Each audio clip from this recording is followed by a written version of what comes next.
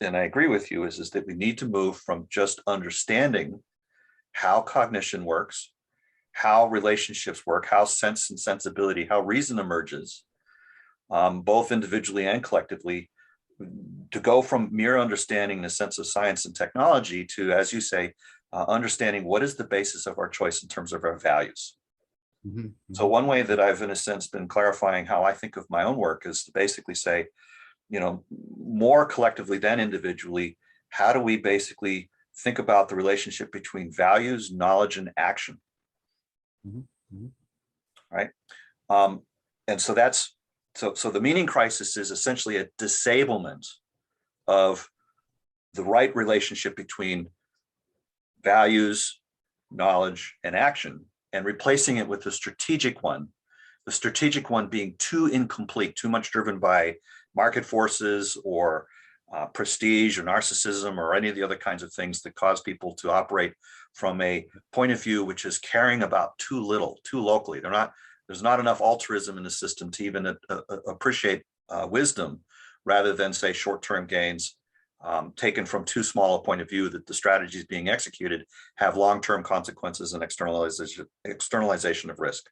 So I'm saying all of this mostly to try to convey to you that I understand the dynamics of which you're referring, and start to show how I'm constellating these things so that the next level of abstraction becomes available. Science and tech can tell us what we can do, but they do not tell us what we should do. So we're distinguishing between knowledge and value here. And the value is not utilitarian value, because that just points to what we can do. It's actual value in the sense of what do we care about and how do we bring about that manifestation. But also it's a pointer to, and this is part of what you're getting to when you're saying the meaning crisis in general, is that our scope of care is too small, and that we've effectively replaced culture and vision with strategy. And as a result, we're having disablement of culture and vision, and effectively we're replacing life with death. So in a sense, what we're really looking at, and again, this is going to sound like a tremendous simplification, but it's not. One of the tools that I work with essentially is this triple of meaning, value, and purpose.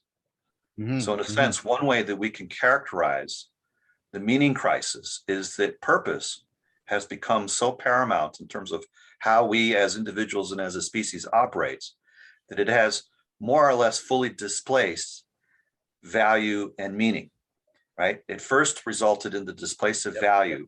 And because of the loss of value, we now no longer have the infrastructure of meaning, because the relationship between meaning, value, and purpose, in a theoretic sense, under axiom 1, would basically say that purpose and value are conjugate and they together create meaning, or that meaning emerges in both purpose and value. So in that sense, meaning is more fundamental, but it shows up in the conjugate relationship between value and purpose. So when we clip value completely and leave only purpose, meaning itself cannot not also suffer.